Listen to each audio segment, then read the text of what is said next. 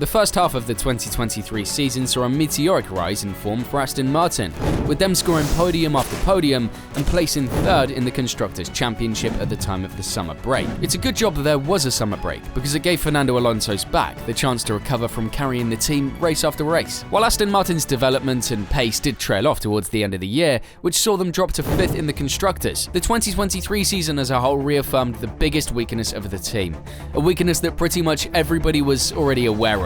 If you haven't got the hint by now, it's to do with a certain Canadian driver whose dad owns the team. That's right, it's Lance Stroll. Across the entire 2023 season, Stroll scored 74 points, which might sound decent before you take a look at Alonso, who scored a mighty 206. Even in the current 2024 season, where the Aston Martin is much more lackluster, Alonso currently has over 3 times the points of Stroll.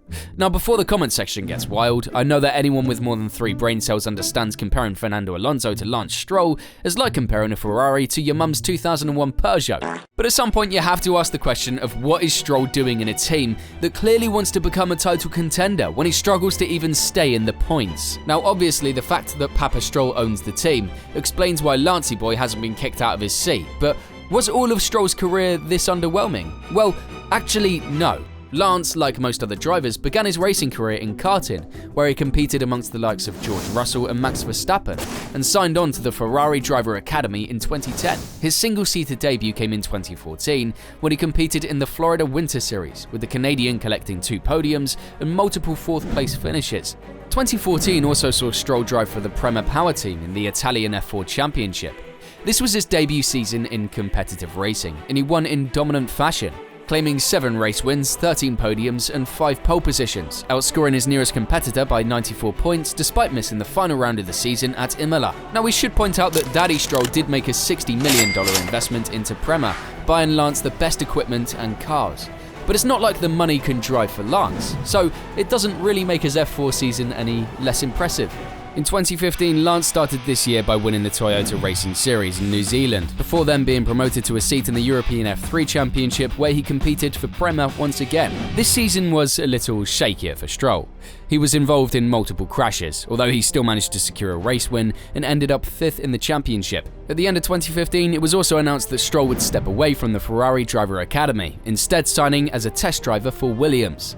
His following year in F3 was a significant step up, as he secured the championship convincingly, beating the likes of George Russell, Callum Ilott, and even Nikita Mazepin. This was a dominant performance from Lance, and even though there were some controversy surrounding illegal parts used on his car in the Dutch round of the championship, and some claims about team orders favouring Stroll, a promotion to F2 for the Canadian seemed more than reasonable. So, Stroll went into F2 to further develop his skills before stepping up to the big leagues, right? Well, in a word, no. Following his F3 victory, Stroll was promoted to the Williams F1 team for the 2017 season. I'm not saying Stroll's performances up to this point hadn't shown he had the potential to become an F1 driver, but skipping F2 entirely is usually reserved for generational talents like Max Verstappen, and it might have had something to do with Stroll's dad reportedly paying Williams an eye-watering $80 million before signing his son. So, how did his first season pan out? Well, it was quite a mixed bag, with a poor start to the season due to 3 consecutive retirements, followed by 3 consecutive non-points finishes. Things took a turn for the better when he scored points at his home race of Montreal, finishing 9th, and then in a surprising twist, actually bagged a podium in Baku, making him the 3rd youngest podium finisher of all time. After scoring points in 5 of the following races, Stroll finished the championship in 12th place, lagging behind his much more experienced teammate Felipe Massa by a mere 3 points. So, whilst inconsistent, Stroll's rookie season certainly wasn't a total disaster, and the sport had definitely seen much, much worse. The 2018 season was a significant downgrade from the previous years, but Stroll can hardly be blamed for this, as the car Williams had produced was the slowest on the grid. Stroll still secured 6 out of 7 points the team achieved across the season, but would leave Williams at the end of 2018. So where would Stroll venture to next? Well, funnily enough, in the same year, Daddy Stroll flexed his billions and led an investment group to buy the bankrupt Sahara Force India team. After a rebranding to Racing Point, Lance was signed to the team in a move which surprised literally nobody. It was a disappointing year for Lance, as although the car wasn't massively competitive, he was outqualified by his new teammate Sergio Perez in 18 out of 21 races across the season and only scored 21 points compared to Perez's 52. 2020 saw the rise of the pink Mercedes, which allowed Stroll to achieve his best season in F1 to date. Some of the highlights of his year include qualifying third and finishing fourth at the Hungarian Grand Prix, and also securing his second podium in F1 with P3 in Monza. Later in the season, he also put his racing points on pole in Turkey during a wet qualifying session, but unfortunately fell to 9th place by the end of the race.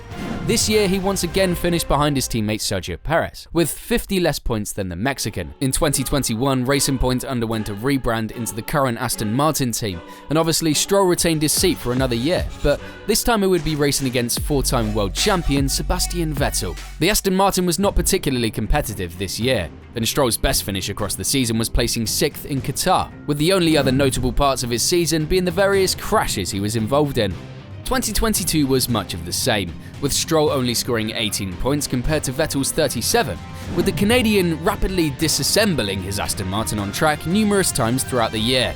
The following year, Fernando Alonso joined the team, and this time Aston Martin had a car with some serious performance. After missing the Bahrain practice sessions due to a cycling accident, Stroll still managed to bring it home in P6 at the Sunday Grand Prix, whilst Alonso secured third place for the team. The subsequent races saw a flurry of mixed results for the Canadian, with some standout performances such as 4th place at the Austrian Grand Prix. Towards the back end of the season, Stroll had a massive crash in quali at Singapore, forcing him to miss the entire weekend, and ultimately Lance finished the season with 74 points, placing him 10th in the championship. Now, Lance isn't a terrible driver and is by no means the worst the sport has ever seen, but it really feels like he will become the bottleneck that holds Aston Martin back in their bid for a Constructors' World Championship. This is less of an issue in 2024, but with the new regulations in 2026, if Aston Martin can produce a car capable of contending for the championship, serious questions need to be raised about Lance's worthiness to drive it.